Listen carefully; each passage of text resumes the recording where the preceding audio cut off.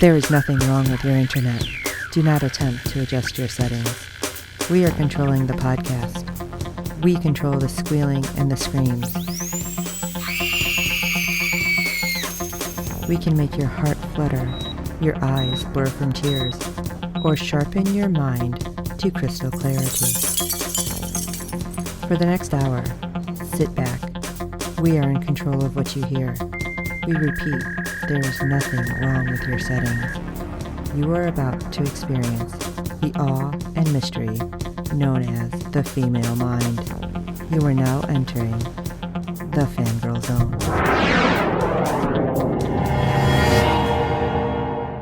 Welcome back to the C Word, an Orphan Black Echoes podcast. I'm Steve. I'm Kim.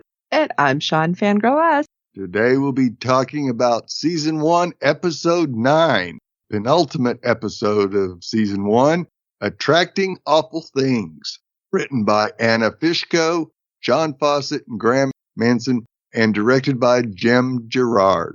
We have a in-depth recap here. Lucy nurses Craig's gunshot wound as he fights for his life.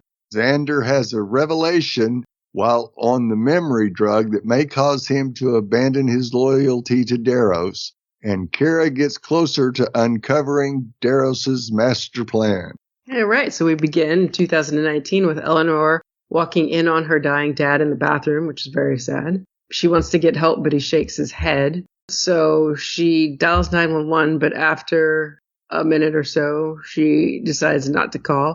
I don't know. It's just a awful situation to be put into by your parent. Oh my gosh, having to watch that. Yeah. Right. So at present, Craig is shot in the leg. Poor Craig. Lucy, that's probably why in the last episode we didn't see the blood. We're like, is he okay? Lucy and Jules go to him, and Xander uses the chance to steal the drug and the key. Jules goes after him, only to see that he has ingested all of the drug.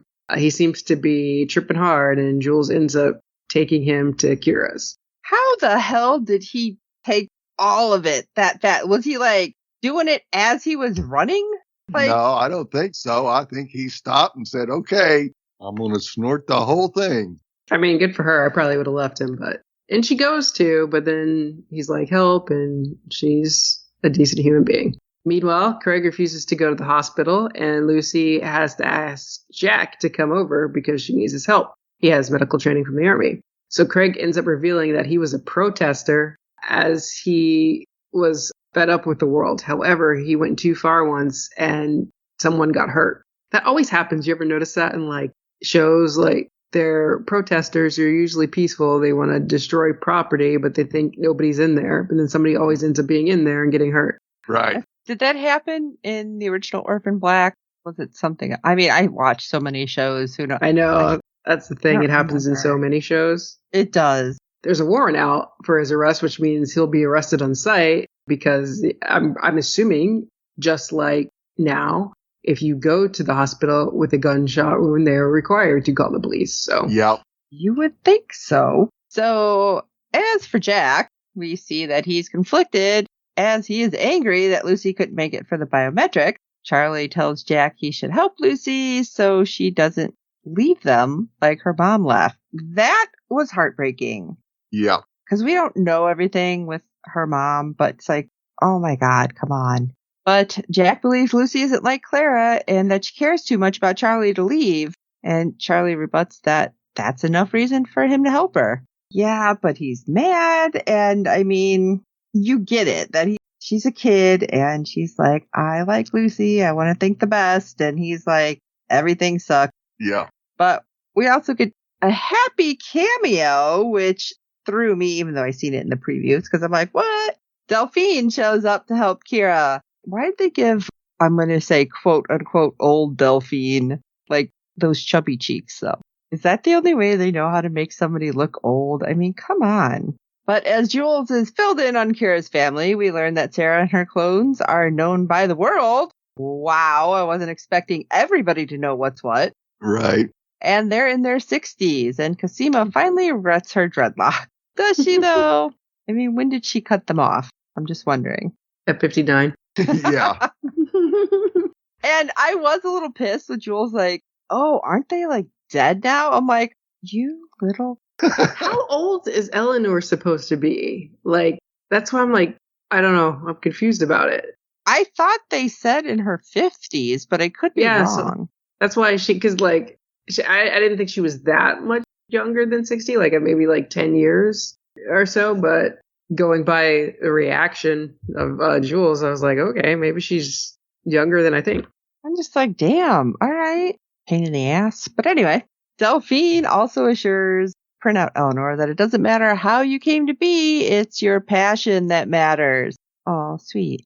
Back to Daros. She figures that they will find the door the key opens by looking into where the money's going. Good. You got to bring a new set of eyes who's dealt with weird shit before, and then, you might find everything out. Yep. But they realize that Neva can help them, as her company is the financial subsidiary of the Daros Foundation. Hey, inside job. Yep. By faking an emergency, the security guard lets Kira and Delphine in the office after hours to meet with Neva. They go through Daros's books and see that he has invested $44 billion in a piece of land near the coast. Yeah, excuse me, billion with a B. Yes. I don't really understand how that just disappears. Right? Yeah, exactly. Now, Delphine heads home while Kira goes to the coastal property. And I sure thought that on that drive, we were going to get a scene that was going to look just like, what was it, P.T. Barnum's place? Thought that's where we were headed. I was worried about what was going to be there. Yeah. The key fits into the lock, but requires a specific memory as the final piece. She panics as she has 30 minutes to get it right, and she calls Eleanor. Meanwhile, Tom refuses to stop searching for Lucy and looks into Jack. He even trades concert tickets to get Tina's address. At Kira's, Creepy much? Yeah, big time. This guy just can't let it go. At Kira's, Jules comforts Eleanor over Lucas and says she is a good mom. Jules never felt like she belonged, but after meeting Eleanor and Lucy, she feels like she has a place in the world. At that moment, they get a call from Kira and figure out that they need Daros's memory. Jules tells Xander to step up, but he's out of sorts, having seen horrible memories of Daros during his trip. He doesn't want to be anything like Daros, and Jules tells him to help them up. Back to Craig. There isn't much Jack can do. It goes about staunching the wound. Basically, Craig needs to go to a hospital. Lucy ends up revealing why she is hell-bent on saving him. She realizes that Eleanor didn't tell the whole story about her dad and that she just let her dad die. And she figures that she could have helped her dad, but she didn't. And she carries this guilt. And it never actually really happened to her, but still, she carries that guilt. Lucy doesn't want to be like that, and Craig is touched. So he's proud that she found people who care for her. But that looked like a really, really bad wound, is all I'm saying. Yeah, there's like not some underground place you can go. I don't know. I feel like there's always something in these shows. Yeah. But anyway, meanwhile, we have Eleanor and Jules bringing Xander to the shed. Thankfully, it's close enough, even though, we had what Kira say earlier. Oh, it's like an hour away. But they're able to get there this less fast. Than 30 minutes? Wow. Like, Eleanor's okay, Dominoes. got a lead foot. Right? So the final key is to focus on the symbol on the lock. It's the same shape as the necklace Daro's sister was wearing. It triggers the right memory for Xander, which was it? Josh and Daros print his first copy, but there's a glitch and Xander 1.0 isn't fully conscious. And stuff is like oozing out of his head that looks like the pink goo. Yes. Dude, really? Yeah, the brain didn't have cohesion. So like, ugh. Yeah. And when we see Daros put the necklace on the copy and tell Josh that we should just let it die and move on to printing the next copy more accurately this time. Wow. That's all I want to say. Wow. Because that was messed up. Yeah. But we have that storage unlock, and Xander is suddenly traumatized to learn that the printout before him was just, left to die. No big deal. It was nothing. Daros is a dick. Yes. Sorry, there are no two ways about that one. However, Eleanor and Kira have another surprise because the storage contains all the medical records of who?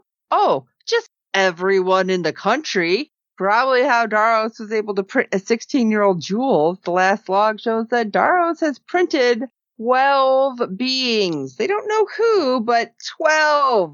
I'm thinking it's like president, people in power, very Marvel bad guy.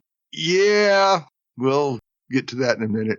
It cuts to Tom breaking into Tina's home. She puts up a fight, but he injects her with something. Annoyed that he didn't find Lucy, he kidnaps Charlie at the end of the episode. I don't know who's a bigger dick, Tom or Daros. Well, Tom's like Tom. Well, yeah. Daros. You know what? Yeah, it's a toss-up. But Daros. I want to know if what Tom injected, like, just knocked Tina out or possibly killed her. No, it just knocked her out because she is the one who called Jack to let them know that Charlie was taken. Oh, I must have missed that. Who called? Right, and I think it was for... it might have been the preview for episode 10, too. Yeah, but I think it was for Lucy, right? Because he wanted to take Lucy back to Daros so Daros would forgive him. He didn't want her dead. Yeah. Okay. Yeah, and I didn't get to see the preview for next week because I was a few minutes late starting it, so I had to, like, rewind it so it would go. And then it wouldn't let me catch up because it wouldn't let me get to the live play, so I never got to see the actual preview for next week. Right. But I don't know. He's a jerk. No matter what, he's a jerk. Well, Simone hit me up this week and hit me with the question that I'm going to hit you guys with. Okay. What is Daros actually up to? I'm telling you, it feels very like Marvel villain. Like I'm going to print like the people in power and replace them, and those people will be loyal to me. Yeah, that was kind of what I thought. But he can't even get himself right. That's true. How can he control other people? I mean, I don't know. It feels it doesn't make sense, weird. But it kind of sounds like, he wants to pull a Donald Trump and just take all the money in the U.S. and do with it what he wants or something. I really don't know. Yeah, I think he wants longevity, right? I think he does want to be immortal. To live forever. Yeah, well, if he can keep printing himself every couple of years. But that doesn't sound cult-like or anything. No, not at all. But I think the second part of that is, what is his company doing, right? Because he wants himself to run this company forever. So I guess it would be what is the company's plan? What does he have planned for that company? Because that's ultimately his goal. And I have no idea what it is. Yeah. I just know it's not good. Yeah. We'll find out with the finale, maybe. We know how Graham and John are. They might not give us everything this season. That's true. They like to mess with us. Yeah. Do you have any other feedback? Yes, we do. We have our normal feedback from Fred from the Netherlands. So let's hear what he has to say about episode 9.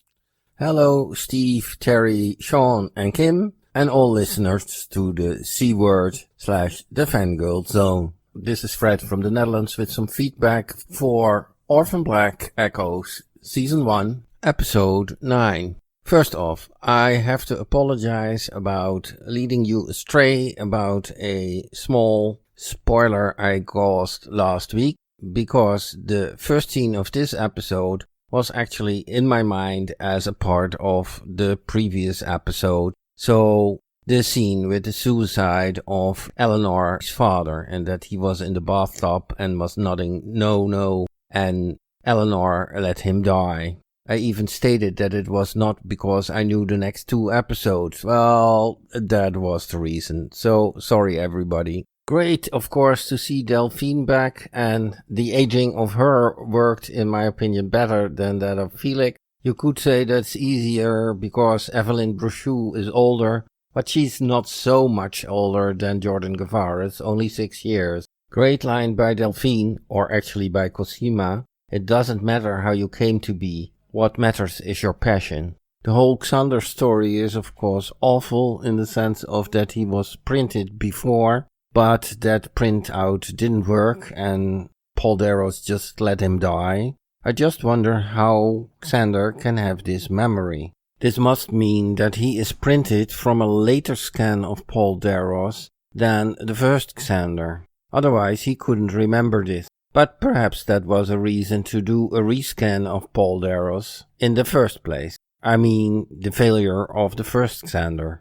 And what I liked about this episode, that they got the science right without even explaining anything. Jack asking Lucy what her blood type is, and it's O negative. And indeed, O negative is the so-called universal donor, so it doesn't matter what the recipient has as a blood type. And so if you don't know what blood type Greg has, this was quite okay. And what I liked most about that is that they didn't pay any attention further to it. It was just right. Just for the people who are in the know. And in the end, it becomes clear what Darrows is hiding. Although we don't know which direction this will go yet. That will be all for now. Greetings, all the best, Fred from the Netherlands. I love when Fred always throws in the scientific stuff. Yes. Because it's like, oh, for all of us who know. Yeah, I never remember. I don't even know what blood type I am. I know I'm not a universal donor. I do know that part. Yeah. But Fred, you crack me up that you're always like, oh, yeah, that's perfect. It's like, okay, thanks for telling the science because I had no clue. Nope. You should definitely find out. I know. I never remember. I actually had a card for the longest time that told me what I was. And then it's like, you change purses enough and it gets lost. Yeah. And I was wondering, yeah, she's O negative and that's the universal, but could there have possibly been something else in her blood that might not have mixed well with Charlie because she's a printout? Ooh, I didn't think of that. Yeah. That's interesting. Because, yeah, Jack said you need a transfusion, and he was more than happy to hook Lucy up and drain her of a few pints of blood. Yeah, don't go overboard, though. No, not at all. All right. Well, we'd love to hear your thoughts on each and every episode this season. Our deadline for feedback is 6 p.m. Eastern every Friday during the season. You can send your feedback, be it email or audio, to contact us at fangirlzone.com. Please review and rate us on iTunes and any other platforms you use for podcasts. With good ratings and reviews, it helps other fans of the show find us, as there are plenty of other Orphan Black Echoes podcasts out there. Tell your friends, and I hope you are enjoying our podcast. And don't forget to check out all the other podcasts, the other great podcasts on Fangirl Zone. Yes, don't worry. We're going to get Kim on a whole bunch of them soon. Yeah. But you can check everything out at www.fangirlzone.com. We have a page with all of our podcasts.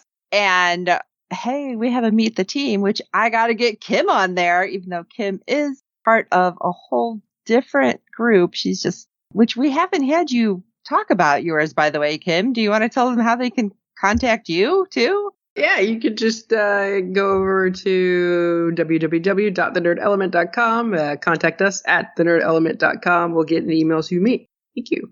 Yes, but otherwise you can go to our Meet the Team page and we have our emails all there, or contact us at fangirlzone.com and you can do it that way. You can see all of our beautiful faces over there too. So for this episode of Orphan Black Echoes, I'm Steve.